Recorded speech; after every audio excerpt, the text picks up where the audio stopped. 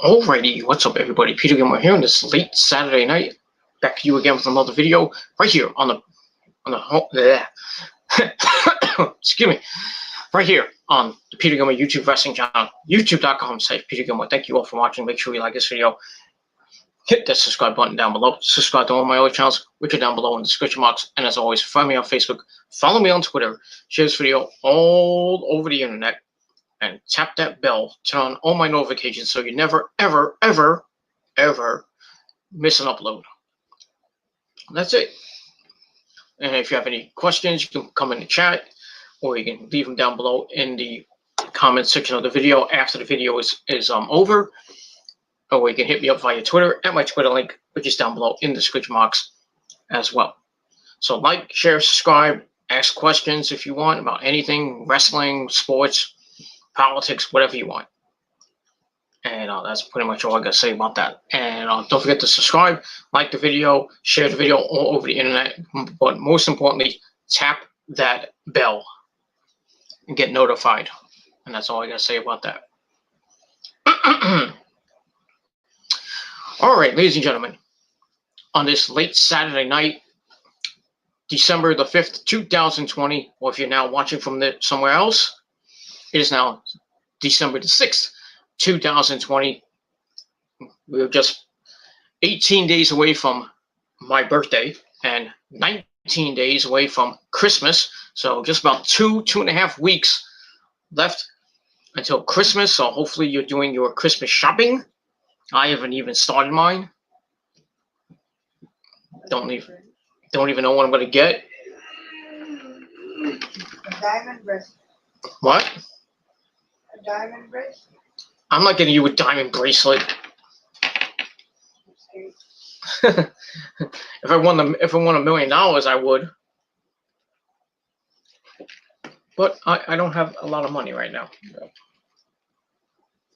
But we'll see. I'll get the missus something nice, maybe. We'll see. Michael. Shut up. I'll give you something nice tomorrow, but it is what it is. That's all I got to say about that.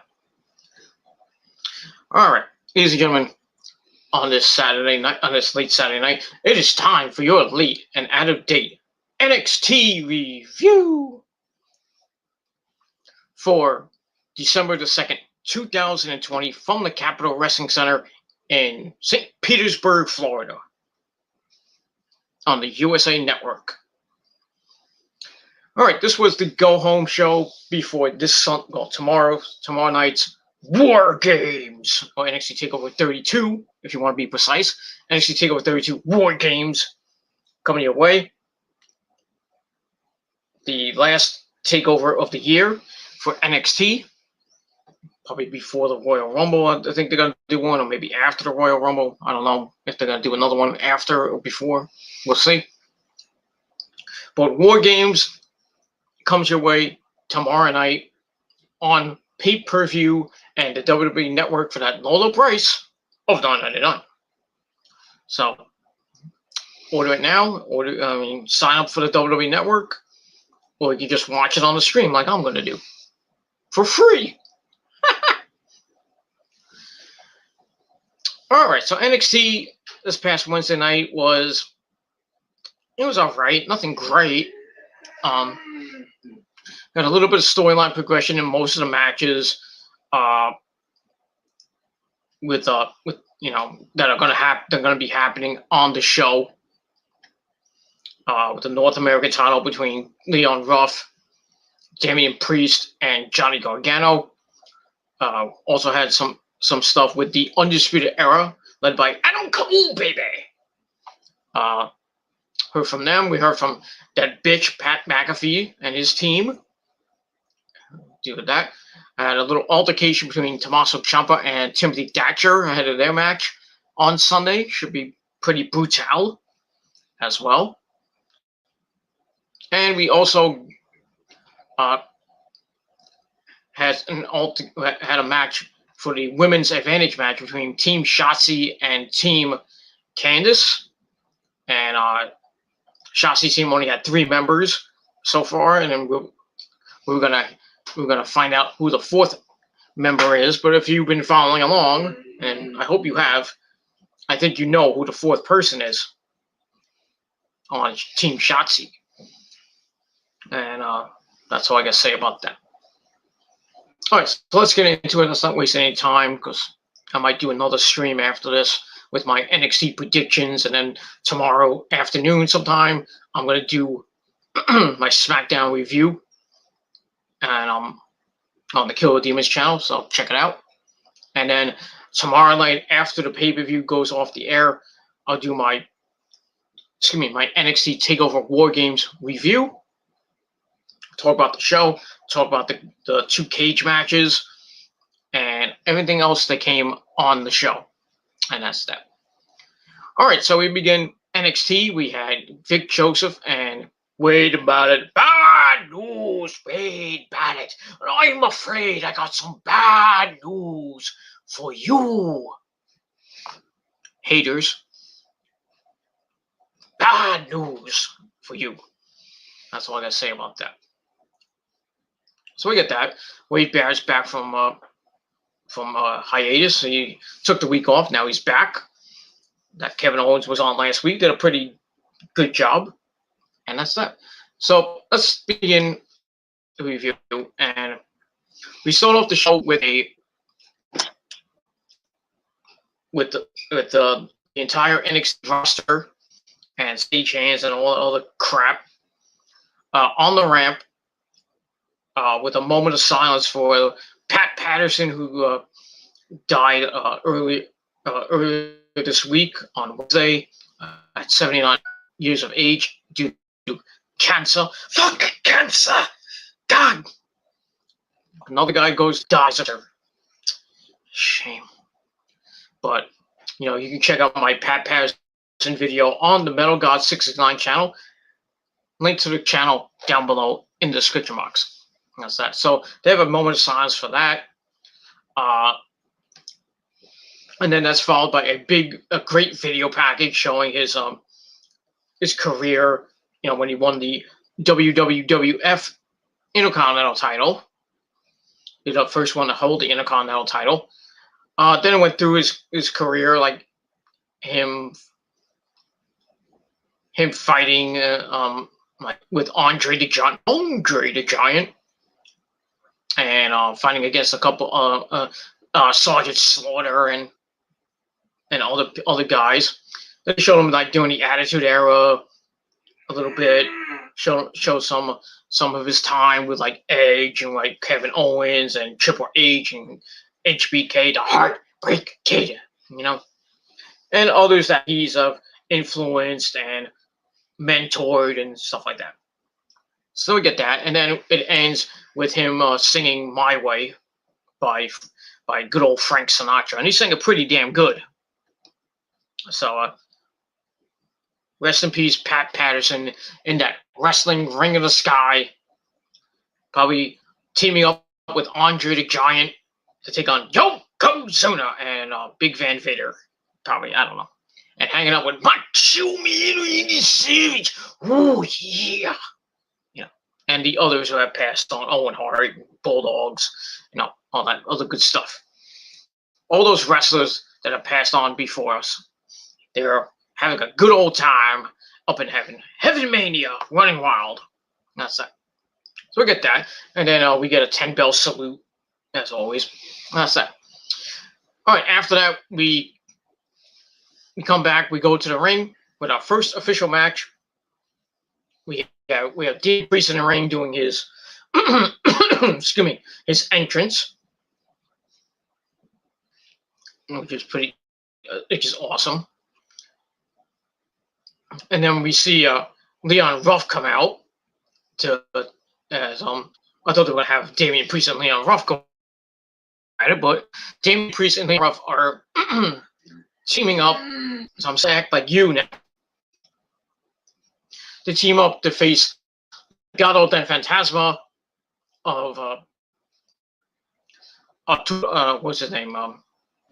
Santos Escobar and Raul Mendoza. And it was supposed to be Kurt Stallion and Leon Ruff against against Legado and Phantasma, but Damian Priest requested to replace him and be in the match, and Kurt's like, oh, okay, got nothing else to do, so that's it. So we could have saw Coach Stallion on NXT for the first time. Yeah, didn't get that.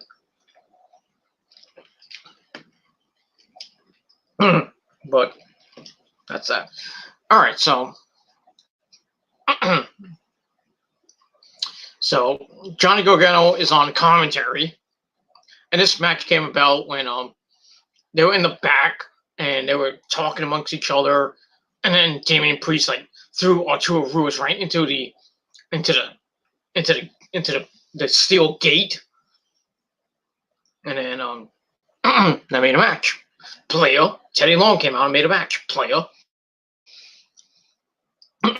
So we get to this match, and excuse me. There's cough drops in that thing on. I know we have cough drops. Okay. So, all right. So it starts off with Leon Ruff demanding the start against I think it was Raul Mendoza. I think.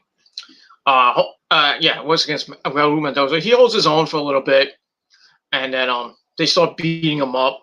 The Legado del Fantasma starts beating him up. Santos Escobar comes in, and Ruff tags right out to Damian Priest, who starts throwing him and Raul Mendoza around like garbage. And seems to be happy being the biggest man in the match. Obviously, he's freaking 7 feet tall almost. 6'5", 6'10" almost. It is what it is. Then we see Damian, who's all fired up. He's getting the momentum going. He's all, he's ready to go. And then we see Ghostface in the crowd. It's not. I hope it's not David Arquette.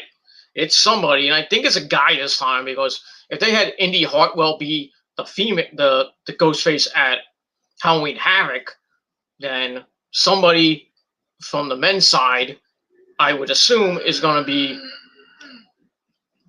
in that Ghostface outfit, and we'll probably find out maybe tomorrow night who that person is. I personally don't know. It could be anybody, I mean, we saw what's his name? We saw Blake and Cutler. Half of the 2/3 of the former version of the Forgotten Sons made their comeback on SmackDown last night, beating the crap out of Buddy Murphy, making King Corbin get the win over Murphy. So it looks like we're going to get a 6-man tag team match probably next week with King Corbin's group against Rey Mysterio, Dominic, and Murphy, with the lovely Aaliyah at ringside. Probably. I think we're going to get that 6-man tag. We'll see what happens with that. But anyway, Priest gets distracted by Ghostface in the crowd, which allowed him to get taken out with a tope suicida. As we go to commercial, we come back. Damien's getting isolated in the corner, and we see Leon Ruff is down on the outside, so they got beat up before the break, or during the break. So Priest gets worn down by a knee bar, but he fights back, and he's like, he gets out of it, and he's about to make the tag. He's like, I don't know if I should make the tag. Should I? I don't know. Okay. He makes the tag. So he makes the tag to Leon Ruff. Ruff comes in with a drop kick and a Hurricane Rana. But he misses a blind tag as he lights up Santos Escobar. And then Raul Mendoza sneaks in with a drop kick, which forces Ruff to have to make his own hot tag to Damian Priest. Damian Priest comes in with a flapjack and a right hand. And he's about to put Raul Mendoza away with a reckoning, but then Leon Ruff's like, tag me, I want to finish it off. Come on, please. So the team is like, all right, jobber. Tags him in. He hits the reckoning anyway. on Mendoza, and then Leon Ruff goes up top, hits a tadpole frog splash because he's fucking skinny like a fucking twig. But it is what it is. So he gets the frog splash. 1, 2, 3. Leon Ruff and Damian Priest pick up the win. Fun little match. It was alright. You know, nothing to write home about. Just a little precursor to Johnny Gargano, Damian Priest, and Leon Ruff in that three-way for the North American title. That could go any way. I'm thinking Gargano might get it back for the third time, but then lose it probably for like the third time again. But you know how he'll get it, and then his first defense lose it. But then again, he might break the curse with this new Ghostface guy. That might, whoever that is. It's Genghis Khan. I don't know. No, not that Genghis Khan from the 80s. But then again, you know, he might resurface. I don't know. God knows how old he is. Then again, you know, it could be, I doubt it, but it could be Jason Riker. You know, I don't know if him and the WWE, you know, mended their, you know, their hatred towards him because of, you know, he posted a pro-Trump tweet which broke up the Forgotten Sons, and then we never saw or heard from them until last night with Blake and Cutler coming back. But we don't know about Jason Riker. He's gonna come back, so it could be him. It could be somebody else. I don't know, but we'll find out tomorrow. Hopefully, that's all I gotta say about that. All right, so I gave the match 2.5 out of 5 stars. It was an okay, fun match, and we'll see what happens with Leon Ruff, Damian Priest, and Johnny Gargano in that triple threat match for the North American title tomorrow night, and we'll see who wins. And that's that. Like I said, I'm picking Gargano, but you know, we'll see. All right, then we see a recap of Pete fucking Dunne's win last week over Kyle O'Reilly in that men's advantage ladder match, which saw a hooded figure knock over the ladder, and Kyle O'Reilly tumble to the eye, and that made Pete Dunne climb the ladder, get the briefcase with the advantage inside. So Pat McAfee's team will have the advantage in War Games, and we'll see what happens with that. I think the hooded figure was most likely Pat McAfee. I don't think it's anybody else, but obviously it is. All right, then that leads us to video hyping the Undisputed Era's return last week. I mean, well, before when they came out with Fame Batter, and I'm gonna beat the crap out of Pat McAfee's team. And then we saw him last week come in, cut a really powerful promo, just them being pissed off. Adam Cole especially pissed off. And then we saw, you know, Kyle O'Reilly get pissed off and challenge, you know, make the challenge, and you know, say, I want to get in. I was like, it's me, I deserve it. And then Adam Cole's like, you're damn right, you deserve it. So when we saw Kyle and Pete Dunne, we know what happened there. All right, we see them in suits, in some fancy suits, you know, because Peter Gilmore, you know, he dresses the finest in. Well, I don't have it on now because I was working my other work clothes. But you know, when I go out to a fancy nightclub or a fancy restaurant, gotta look good for the ladies. Same shirt every time. Shut up. You know, when I go out with the missus, you know, to a nice fancy restaurant, whenever I go, I have the money, you know, gotta look good. McDonald's. Suit and tie. McDonald's. I don't go to McDonald's in a suit and tie. McDonald's. And we don't go to McDonald's. KFC. And we don't go to KFC. We go to Michael's. Or we go to another Italian restaurant somewhere that doesn't charge an arm and a leg to get a freaking plate of chicken fucking parmesan. The shrimp place. Or you know, some calamar. You know, doesn't take calamar, not galamar, calamar, calamari. Or your mother. Exactly. Doesn't cost $30 freaking for a plate of hot calamar or a hot plate of chicken parmesan and spaghetti or pasta, whatever. You know, you're not paying $33. You can get it for like maybe $15, $20 at most, you know. That's why I like to go local sometimes. My local pizza joint, or local Italian restaurant that's not too expensive. Now the ones in Jersey are really expensive. How would you know? Because I know. How do you know? I know. How do you know? I looked them up. Why? Well, the ones in Atlantic City, there's the Carmine's in Atlantic City at the Tropicana. That's an arm and a leg. Like $40 for a plate of calamari. Get the hell out of here. No. No, thank you. And for a T-bone steak. No thanks. No thanks. I'll keep my $40 and buy myself something else. McDonald's. No, I'm not buying McDonald's. Shut up, you. Don't listen to her. She's a nut job. Anyway, so we see them in suits in the limo because they're fancy like that. Peter Gilmore has to drive in style. You know what I mean? They talk about how they've run NXT ever since they arrived a couple of years ago in 2017. And we see footage of them, when they first came in and all the stuff they've done. Adam Cole winning the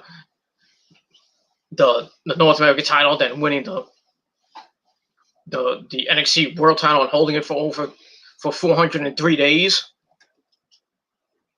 Then we saw, Red Dragon, Kyle O'Reilly, and Bobby Fish win the tag team titles, and then Roddy winning the North American title, and all the stuff they've done. War Games the last 2 years, and it's the third War Games in a row. The King of War Games, even though they lost the first one. No, they won the first one, lost the second one.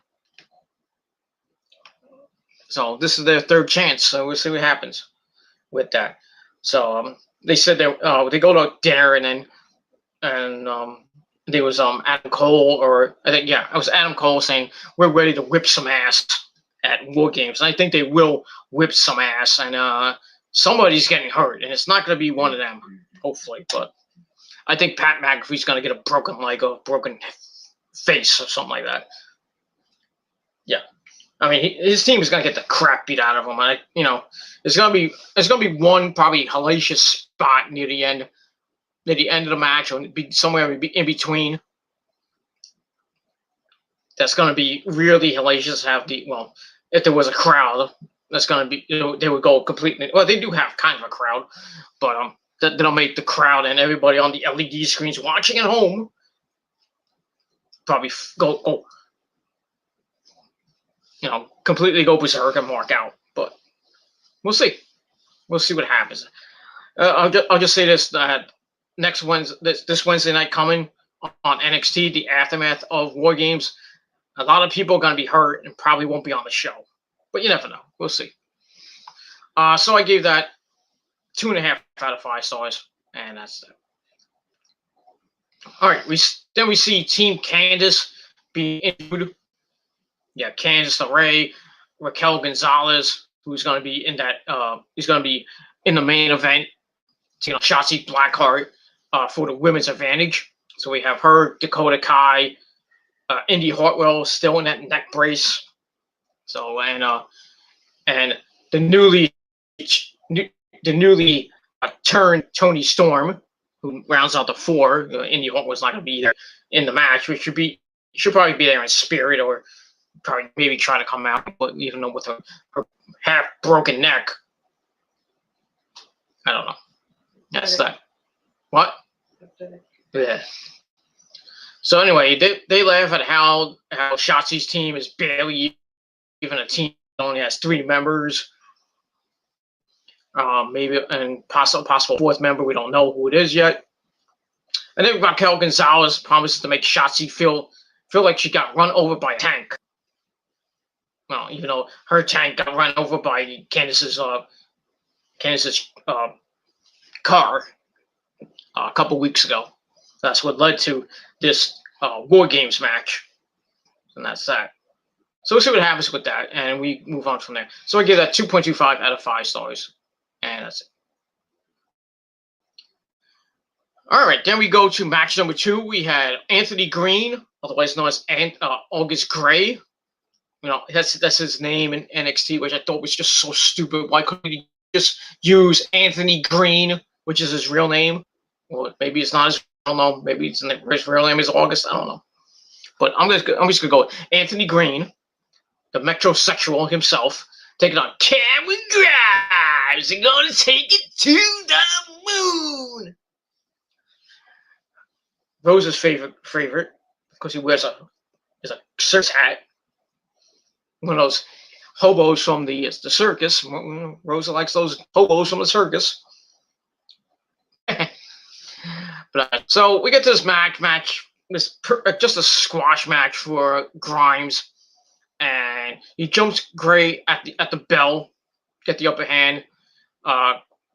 Anthony Green comes back, weathers the storm a little bit, almost steals a win with a crossbody, and for 2, and tries to roll up and gets 2 out of that. Then Cameron Grimes just finished him off with the cave-in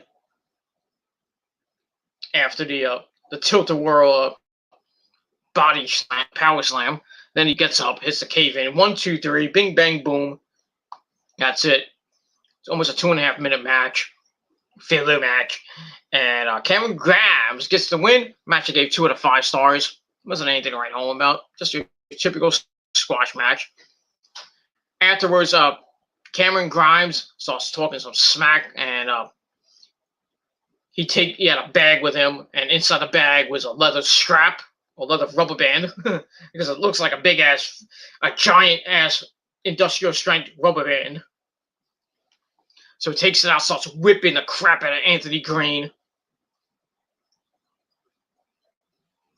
and then he hooked him up to the strap, and Anthony Green fell to the outside, and he's talking. It's like, you know what happens when you're hooked up with Cameron Grimes. So he's about to pull him in, and then Dexter Loomis crawls in the ring, Sam Shaw, and Cameron doesn't know it's him. He turns around and he gets all scared, and he leaves before getting his ass whooped and whipped. Can you be whooped and whipped at the same time? I guess so. So we get that. Huh? Try it. What? Let's beat you up and find out. Come over here and find out. I'll give you a whooping. I'm going to give you an ass kicking. You have to, what is it? What did you say? I owe you one. Wait, what is it? Whooped and what? Whooped and whipped. Let's see. You're already whipped. I know that. So in one ways than one, woman. You just There she goes. Say hi. You just need a whooping. Yeah. After my mother. She'll lose. Because when she tries to lay a whooping on me, she loses. Because she knows who the king is. The king of extreme, Peter Gilmore. The YWC Universal Champion of the World and the new Wrestling Juggernaut Heavyweight Champion for a second time. Oh, yes. All right. And then I faced the Goof again. And I think it was a tables, ladders, and chairs match or some type of match. And no, I faced WJ. I fight and on episode 6 of the Wrestling Juggernauts Facebook video dingy. And no, WJ, I beat you before, and I'll beat you again. And then I'm gonna beat the Goof again and send him packing. That's all I'm gonna say about that. So WJ, you go, and then Goof, you're gone, and I'm gonna be the champion for a long time. Not some 1 week champion like I was when I first got it. I'm gonna be champion for a long time. or until the WJ or Jerry or General Jerry decides to delete the group. But we'll see what happens with that, and that's that. All right, so I gave all that 2 out of 5 stars, and we move on. All right, match number 3. Not really a squash match, but we had Jake Atlas taking on Tony Nese. Nothing right home about. Jake Atlas dedicated the match to Pat Patterson. You know what happens when you dedicate a match to somebody? You lose sometimes. So Atlas was hot out of the gate. Hits a tope suicida, which sends Nese into the announce table. Said, then I hit Vic Joseph. Damn. Come on, guys. You got to hit somebody. When you send somebody over the freaking table, can you hit like Byron Saxton? Can you hit Michael Cole? Can you hit somebody? Put them out for a while, and then, Vince, I don't like your ass, Vince, but, give me a call. Or give Joe Cronin a call. Give me and Joe a call. Because we're the best on commentary. Olympics is like JD. JD too. I don't like working with him because he's a WWE mark and an egomaniac, but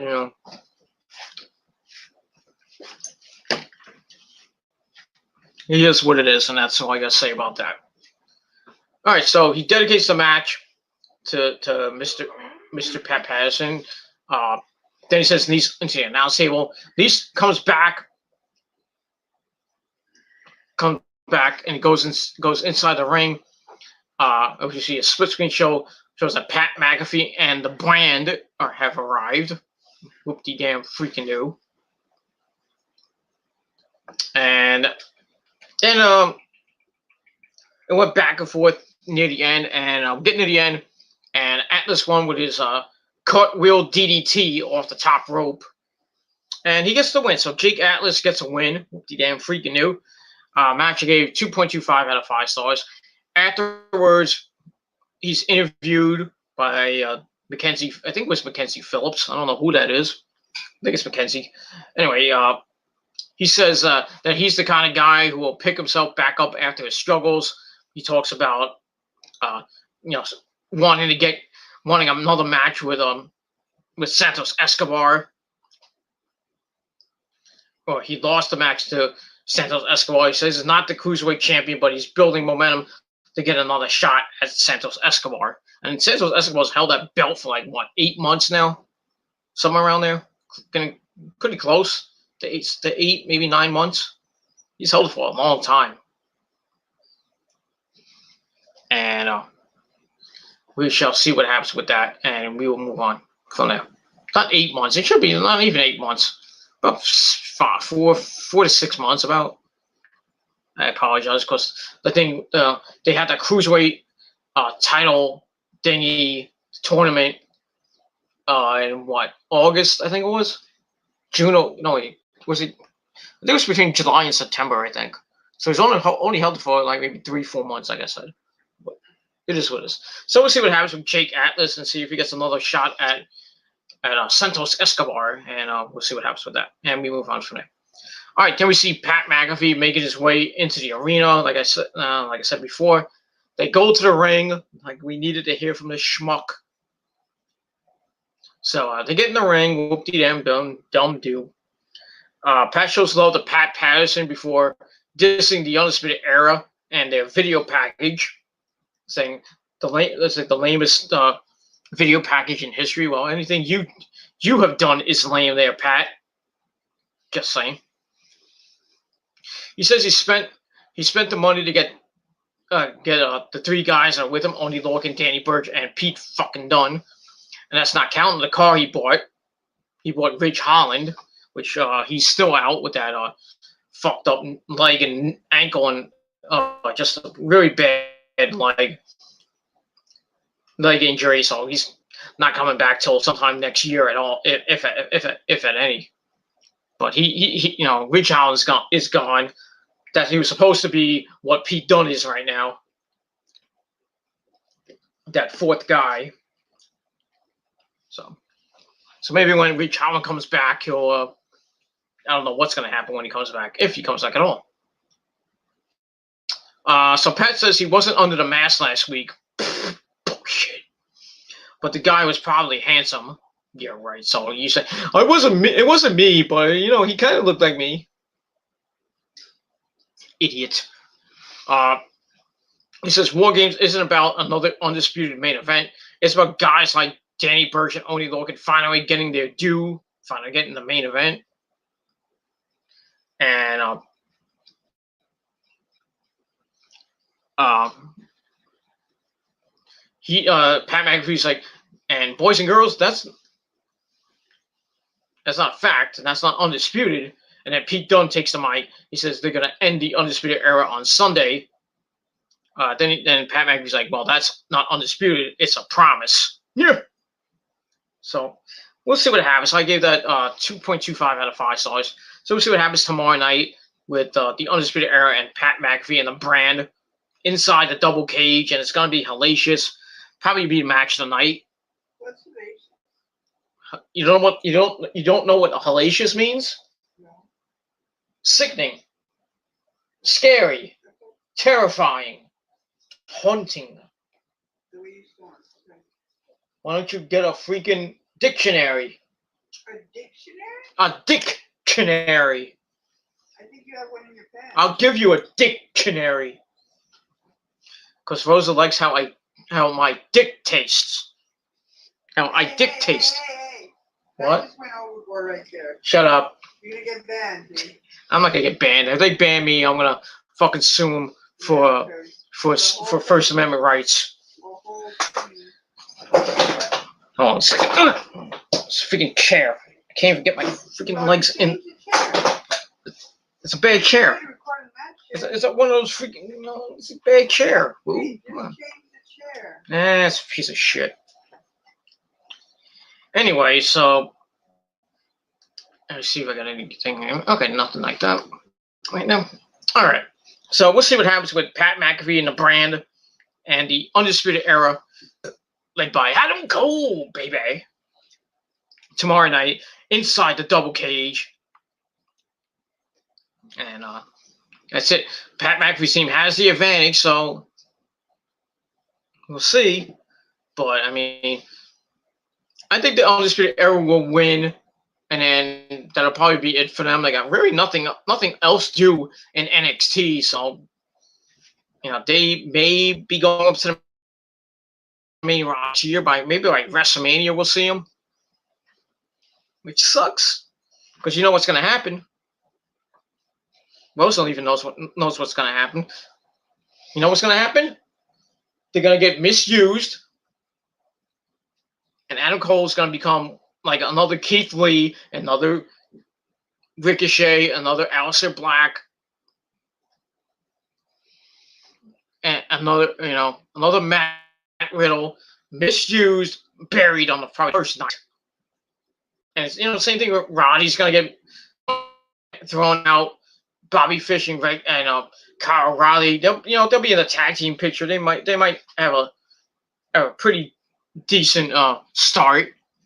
But they get buried by freaking the Usos or freaking the New Day. I mean, come on. Or the Street Profits. That'll suck. They should go to the first thing they do is win the tag team belts. Same thing with he either wins the WWE title, which I think it might go to Raw. Win the WWE title either from AJ or Drew or whoever holds that damn belt by the time they get up there.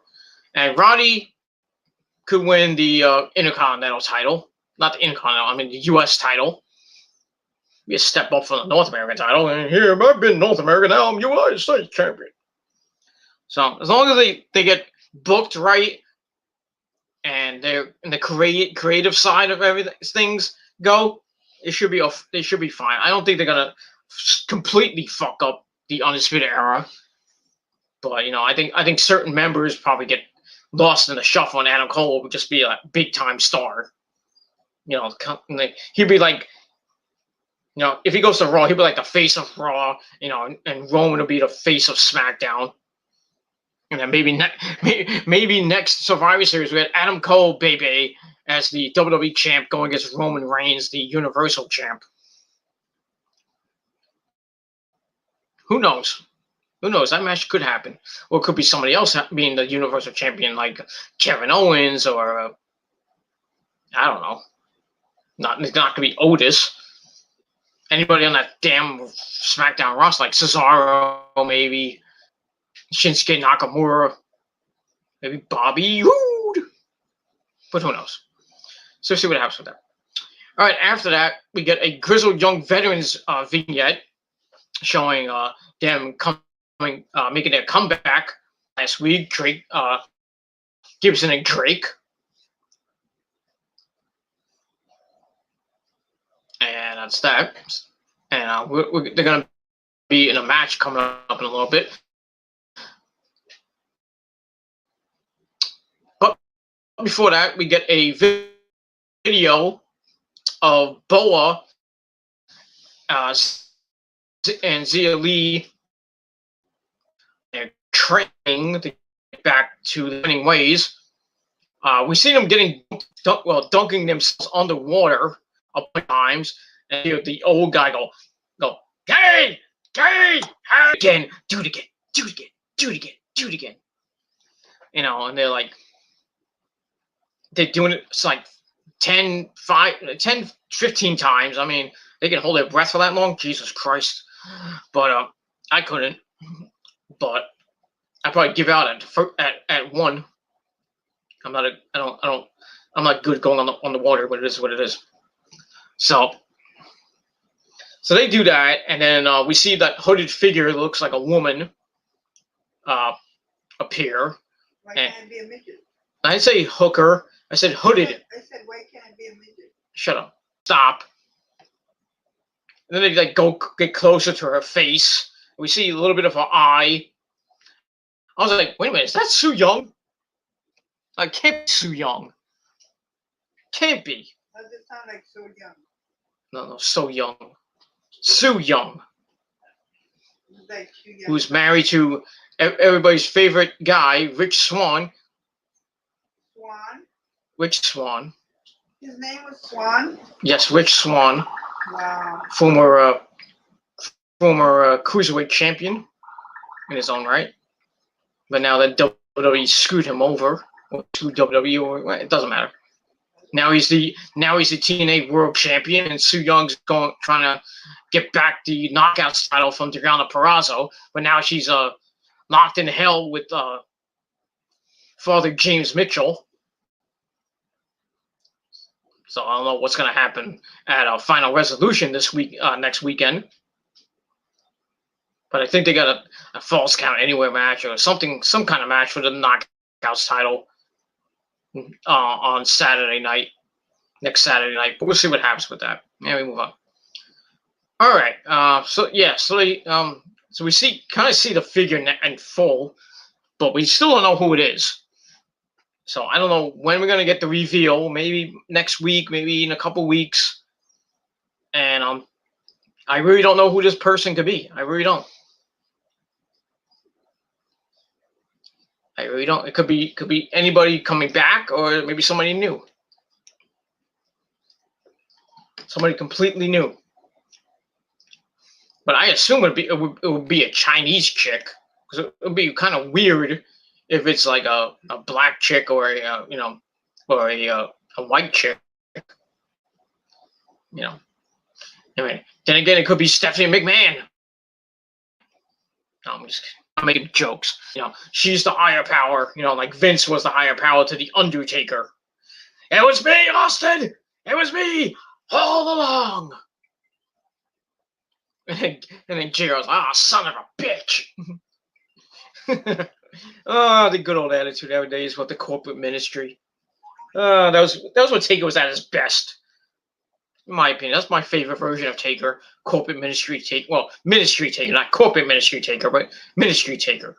And all the shit he did with Stone Cold, and then I think with with a little bit of with Triple H in there, and Kane. Well, him coming back as a phenom with Kane, I think it was. I don't think it was in a corporate ministry with Kane, but it is what it is. That's that. All right, enough about that bullshit. And we move on. All right, we get to, I think this is match number 4. We were supposed to get Ever-Rise against the Grizzled Young Veterans, but Ever-Rise gets jumped by Imperium, Fabian Aichner, and Marcel Barthel. So the Grizzled Young Veterans try to hit the ring. Marcel Barthel gets a mic. He says that the division belongs to them. He says forget about Breezango. Forget about forget about everybody else. And they're back to take over the division again. So it's like they make fun of the Grizzled Young Veterans. So we get to that, leads us to their match. And it was a pretty decent match, nothing great. They start off really hot with Barthel talk some smack as he works over James Drake. Then we see a double team back suplex spot, which keeps Drake on the defensive. Fabian Aichner wails on him in the corner, but Drake manages to get the tag to Gibson, who runs over Aichner, sends Barthel off the apron to the floor. But Aichner fights back with a fireman's carry and some chops. And then the teams argue heading into the break on the outside, I think it was.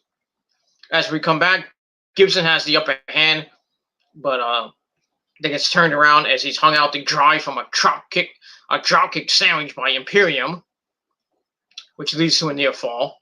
But Gibson around a butterfly suplex. Tries to move off the middle rope, but he missed and leads to a chop to the throat. Ow. Gibson tries to get the tag to Drake, but he eats a spine buster. Then a soccer kick and a gut wrench suplex for 2. Eventually, Drake gets the tag, comes in like a house of fire, firing off on Barthel and Aichner. And he is launched off the top into Aichner, who catches him with an impressive brain buster. But that only gets a near fall. Then all 4 men start brawling, and Gibson is nailed outside by Marcel Barthel. And then Fabian Aichner rolls up Drake for 2. Then he's sent to the outside. Aichner takes everyone out with a springboard plancha. And then while everyone else is down, Ever-Rise come back, and they attack Imperium, causing a disqualification. So Imperium gets the win over the Grizzled Young Veterans by disqualification. Match wasn't that bad, so I gave it 2.5 out of 5 stars. So looks like we might see them on TakeOver, maybe on the pre-show, or maybe as an added traction match, maybe like a 3-way match. Maybe the winners get a title shot at Oney Lorcan and Danny Burch. But we'll see what happens with that. I think that Gibson and Drake are back. I think they're gonna get the belts from Oney Lorcan and Danny Burch. They're gonna start a program with them, probably going into the new year and coming out, going into January. And I would say that the next TakeOver, Gibson and Drake will get the shot. Or they might do a multi-team match, and Drake and Gibson get the titles there. But then we'll see what happens. The tag team division starting to get a little bit better. Got Breezango, you got Ever-Rise, you had Drake Maverick and Killian Dane, but Killian Dane got his face busted wide open and his head busted wide open, I think, too.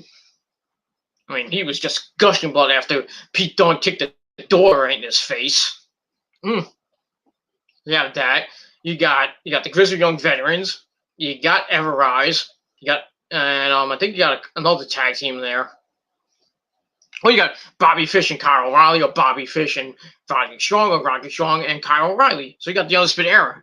So you got about 5, maybe 6 teams revolving around one belt. So you got a pretty decent tag team division in NXT. they'll get destroyed by AEW or TNA. Now AEW and TNA have a partnership. And Hunter saying that, oh, we're open for business, so you want to come to WWE, you could. So this, something might come out of this, but I don't think Vince would want that. Vince, he wants, he's not all about, having other freaking promotions come in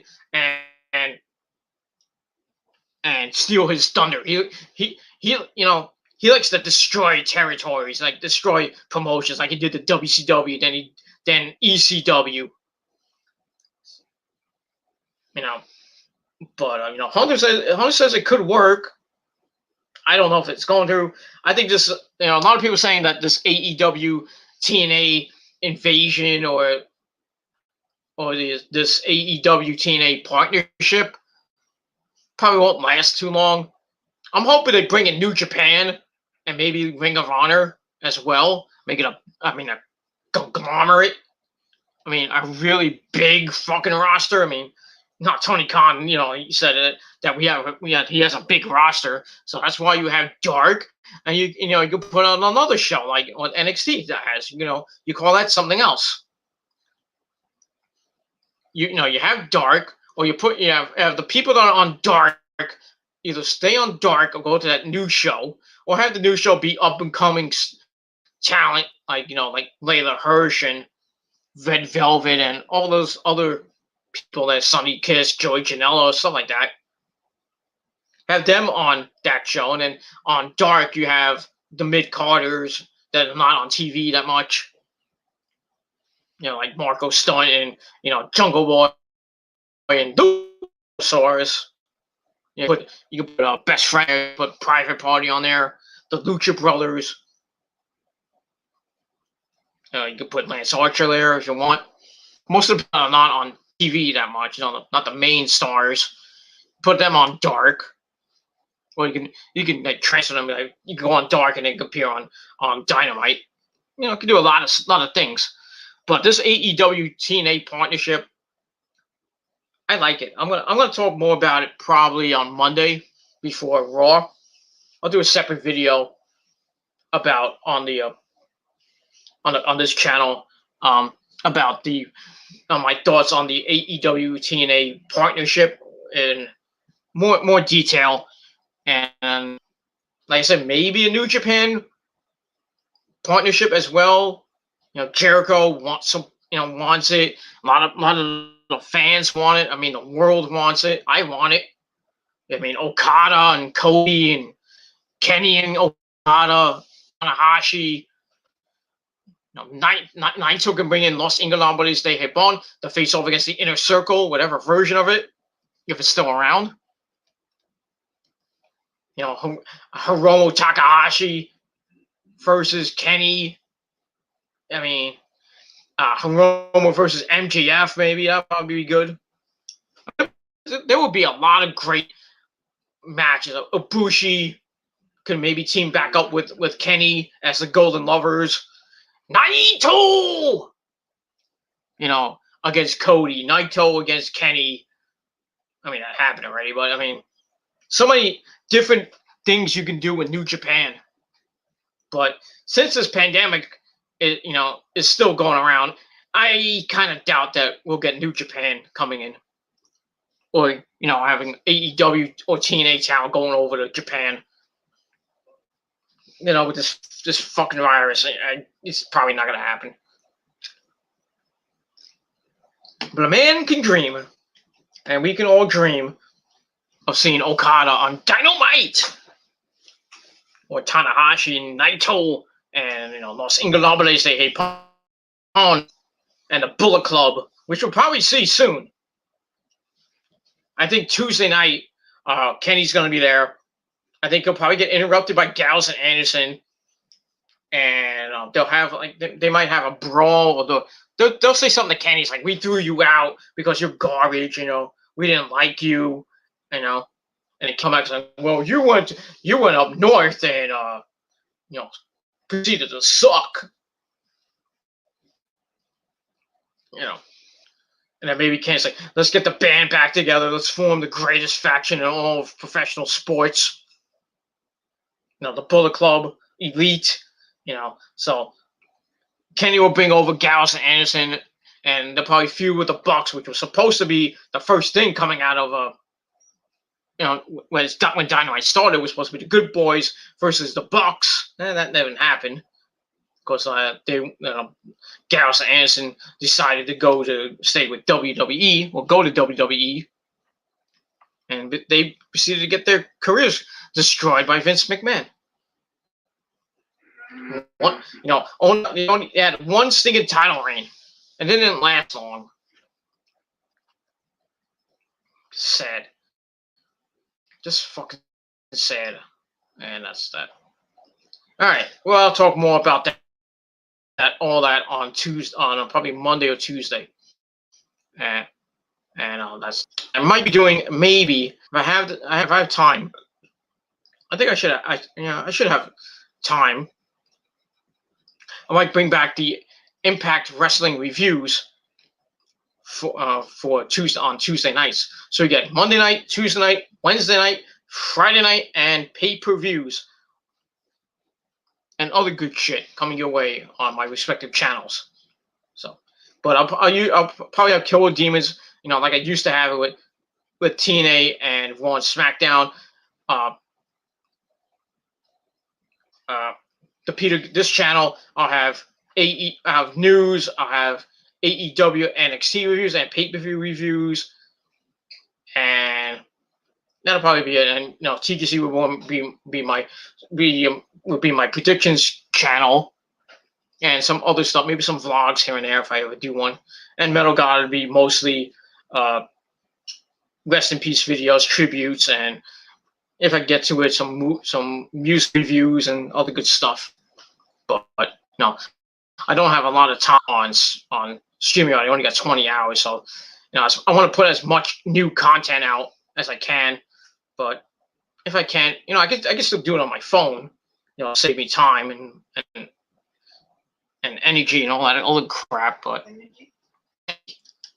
Angie. Yeah, we got a troll in the chat. You can go to hell. Can you call me a troll? Not you. Yeah. Dumbass. Anyway, I know who it is. A big fat retard from Leominster, Massachusetts. Big fat fuck. What you got against fatters? He's a fat fuck. So, everybody got fat during COVID. You're fat. Well, not that fat. Gee, thanks. What's fat? My dick. How much fat is required? Over 275 pounds. You're how old are you? 125, soaking wet? No. I'm 145, so. I'm not less than you. But I got the muscles to prove it. Look at that. Look at that, so good. I'm looking at a picture of Arnold Schwarzenegger. Shut up.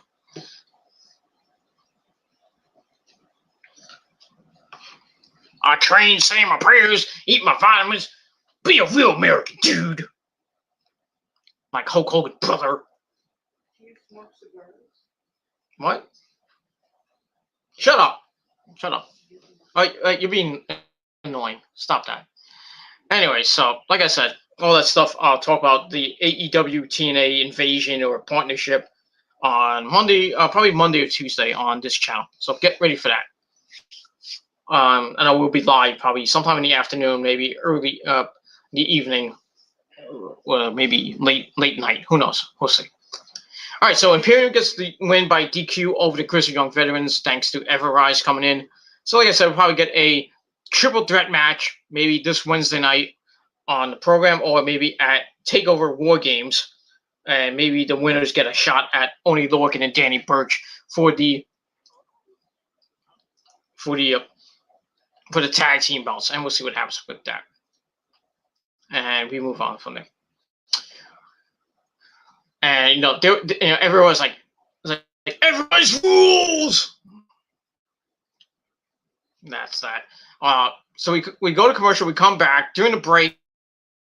Everyone bailed to get in the car, and Mackenzie Mitchell tries to get a word with them, but they escape in that car, and they're like, "Everrise rules! Whatever happened, Everrise rules!"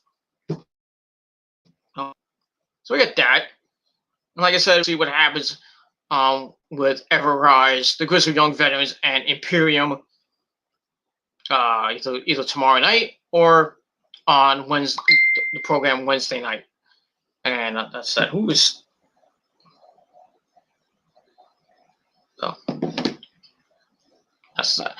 All right, so we move on from there. That's that.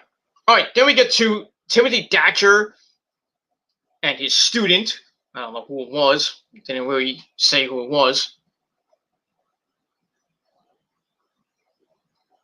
But didn't really say his name, but he was just there. I didn't recognize who he was. Anyway, so he's with his student, and it's time for another edition of Thatcher's Thatch Can.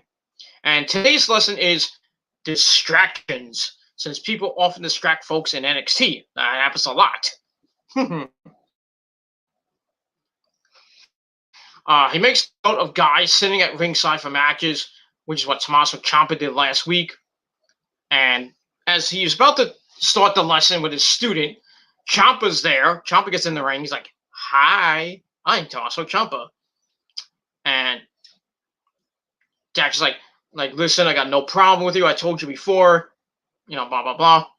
So he leaves, and Ciampa's like, "Timothy Thatcher, ladies and gentlemen, such a disappointment." Like most of the trolls here on YouTube, such a disappointment. I digress. Thatcher then takes him down, but Ciampa fights him off. Then the student at Ciampa, and because of the double team, and Ciampa fights him off, but Thatcher puts him to sleep with a guillotine, and that's that. So a little bit of hype going into their match at Takeover tomorrow. Could be. I think it's gonna be a good match. I think Ciampa might win. But I think anybody wins that looks strong. So I'm going to go with Ciampa probably to win, but we'll see what happens with that. And we move on from there. All right. After that, we go to the back. We have Timothy Thatcher interviewed about how he could have been setting Ciampa up. Thatcher says he didn't know the student would do that, but he's impressed. So Ciampa just learned about distraction, and that's it. And we'll see what happens on Sunday, like I said, with Ciampa and Thatcher. And it should be a good match. I've seen them wrestle before in Tier 1 here in Jersey, and in Evolve, they kicked each other's ass. Timothy Thatcher used to be the Evolve champion at one point. For Ciampa. I mean, the first time I saw Tier 1 in Jersey, I went to the show. Proceeded to get owned because I said, they were talking. I was like, we're gonna wrestle, we're gonna talk. And then the guy goes, "We're gonna talk first." And I was like, "Oh shit, he owned you." Yeah, a little peewee, freaking little midget owned me. Yeah, okay. Nobody can own me. Nobody. Goodbye. Except Rosa. That's the only person that can own me. But she owns my dick. Hey. And that's all I gotta say about that. And blah blah blah. Shut up. Mountain Burgundy. And that's it. All right. Then we get to. Oh yeah, I will lower the heat in a minute. All right. So after that, to the main event, War Games Advantage match. Advantage in the women's double cage match. Shotzi and Team Candice. We had Candice, Toni Storm, and Dakota Kai on the rafters on that little stage, and we had Rhea Ripley and Ember Moon on the other side. So we start the match. Match was all right. Nothing to write home about. Pretty good. Shotzi comes out of the gate with a drop kick and adds some more kicks that Raquel legs. They go to the outside.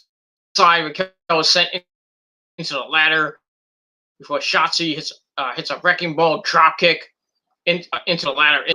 Gonzalez. She flies at Raquel, but is caught and slammed onto the ladder. Ow. Raquel still fights her off, and they head back outside. Shotzi comes off the guardrail with a coffin drop. She must have learned that from Darby Allin. Or stole it from him, I don't know. Raquel boots her into steel steps, not once, but twice, heading into the break. We come back, Shotzi with a tornado DDT on the apron, and they screw that up.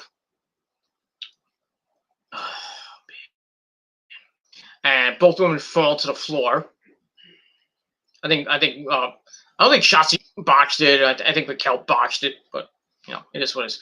Raquel blocks a move on the apron, drives Shotzi face first into the apron. Ow. She goes to climb the ladder. Shotzi pulls her arm and brings her face first into the ladder. Ow. Then they both fall to the mat. They stop each other from climbing a couple of times. And then Shotzi finds a way to drive Raquel into the ladder. Cannonball attack. Sends Raquel to the outside. While she's on the outside, she flies off the top with a really bad Meteora. That kind of really not good. Almost another bot there. As you see, Team Candice watch from the podium. Indy Hartwell sets them up with a way to leave and head to the ring.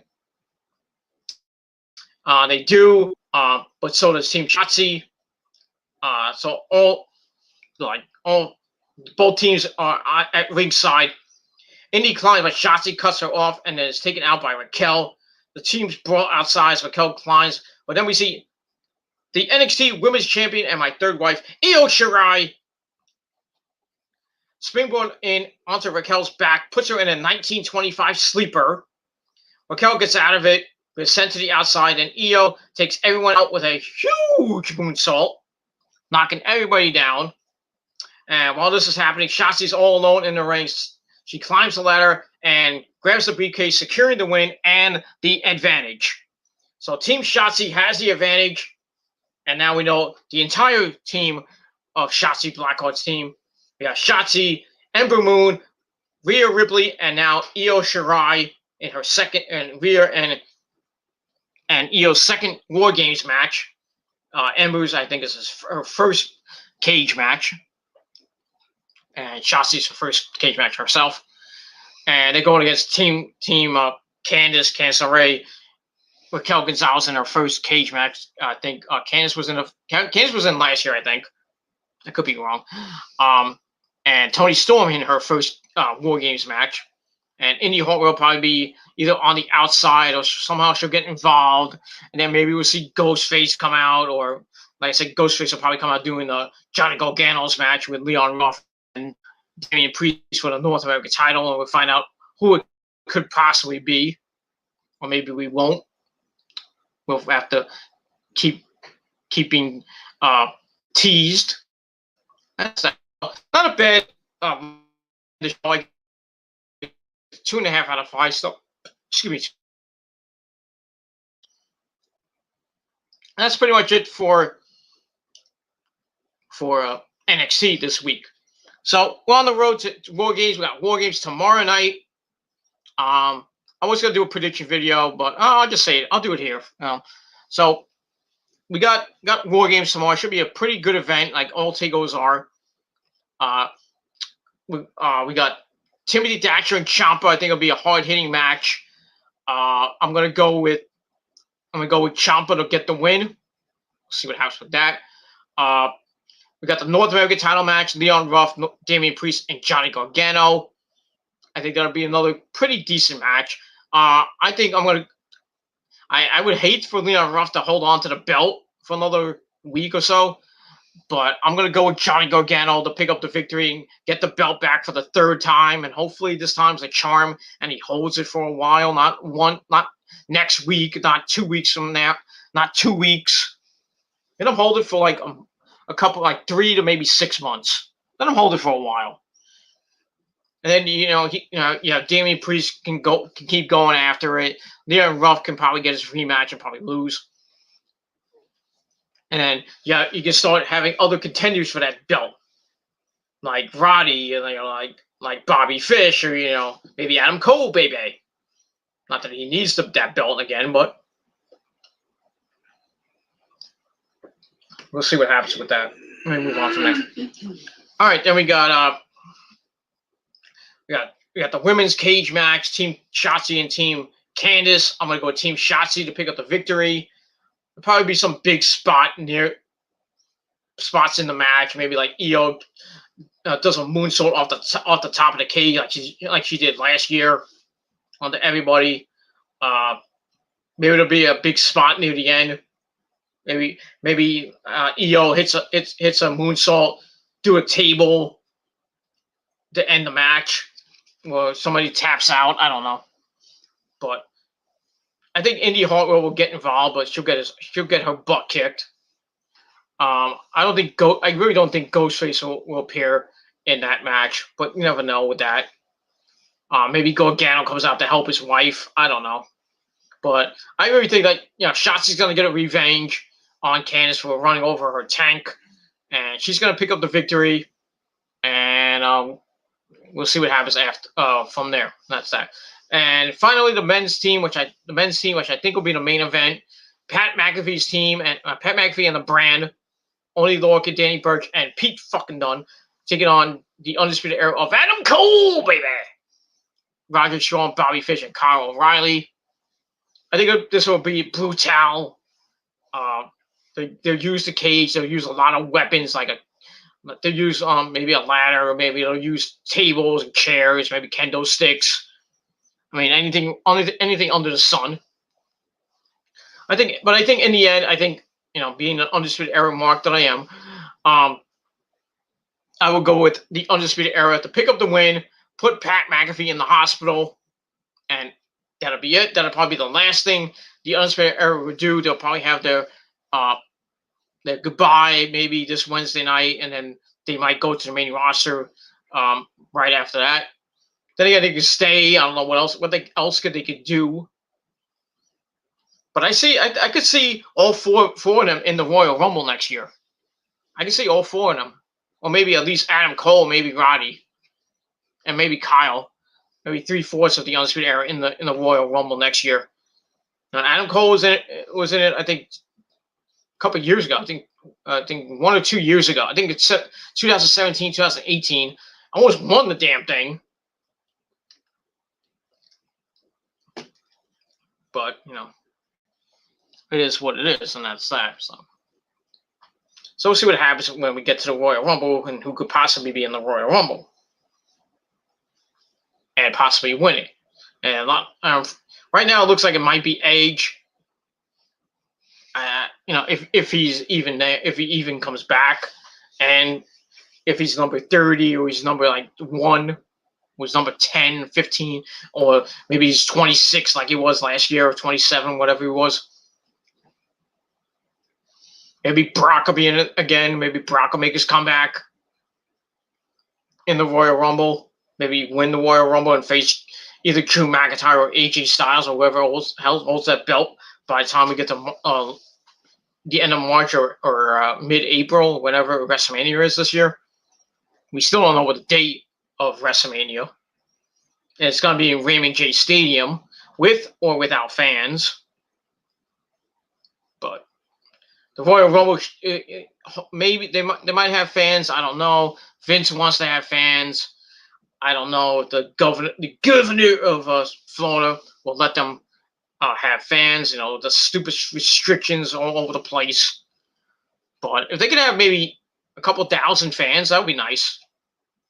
Not like 5,000, maybe 1,000, 2,000, maybe 2,500 at most. You don't have to sit in the fucking ringside. I mean, have them further back or have them in the cheap seats in God's country. You can see the ring from there. But we'll see what happens as we get to the end of January for the Royal Rumble and beyond what this fucking virus does over the next couple of months as we get near the spring in March and April. But we'll see. Of course, I think the Super Bowl probably will not have fans on the beginning of February. Now, basketball and hockey are starting up again. I don't know if they're going back to. I think they're going back to the arenas, which is nice, but they're not going to have anybody there. Obviously, probably have LED boards and like how the bubble was for both the NHL and the NBA. So the NBA is starting preseason soon. I think hockey's starting up pretty soon as well. I know the NBA starts. I think the 22nd, but there's games on Christmas. So I don't know what's gonna happen with that. And we'll see what happens with that. All right, so that's my NXT review and my predictions for War Games. I would do it on TGC 184, but I'm too lazy. But it is what it is, and that's that. All right, so that's it for my review. Thank you all for watching. NXT this past Wednesday was a pretty okay show, so I gave it 6.5 out of 10 stars, and we'll see what happens tomorrow night at War Games. And I liked how they used War Pigs by Sabbath or Black Sabbath and Ozzy Osbourne. Happy birthday, Ozzy, Dad. Sorry. Ozzy is my dad, but it is what it is, and Kelly's Kelly is what she is. That's what I said. I'm not gonna say anything about that. The whore. Kelly's my what? The whore. She's not my whore. I didn't say she was your whore. I said she was a whore. She's my good friend. Mm-hmm. Yes. Kelly knows the business. That's all I have to say. So happy birthday to my good buddy Ozzy, 72 years old, still kicking some freaking ass. And that's it. And getting closer and closer to my birthday, coming up in, as of this recording, 18 days. My uncle's birthday is coming up this week. Chris Howarth's birthday is coming up from in this moment on, I believe, the 15th or 16th. Maria Brink's birthday, I believe, is the 17th or the 18th. I get them mixed up. I think it's the 17th. A lot of people say it's the 17th. I think it's the 18th. I always put it as the 18th. So between the 17th and the 18th, the lovely Maria Brink will turn 43 years old. Still screaming like a banshee. I love her. I love her to death. Everybody loves Maria. And if you don't like Maria, well, fuck you, man. My mother's here. Yeah, that's all I gotta say about that. All right, I'm gonna quiet now. I'm gonna end the video. So thank you all for watching. Peter Gunn was signing off. 6.5 out of 10 stars for NXT. And we'll see what happens tomorrow night at War Games. So that's it. So thank you all for watching. Tomorrow I will be doing my SmackDown review a little bit early. I don't know what time, but we'll see. And then tomorrow night, after War Games goes off the air, I'll do my War Games review right here on the Peter Gilmer YouTube Wrestling channel. And that's pretty much all I got to say about that. So thank you for watching. Go to sleep, everybody, and I'll see you tomorrow. So I'm out. Peace, bitches.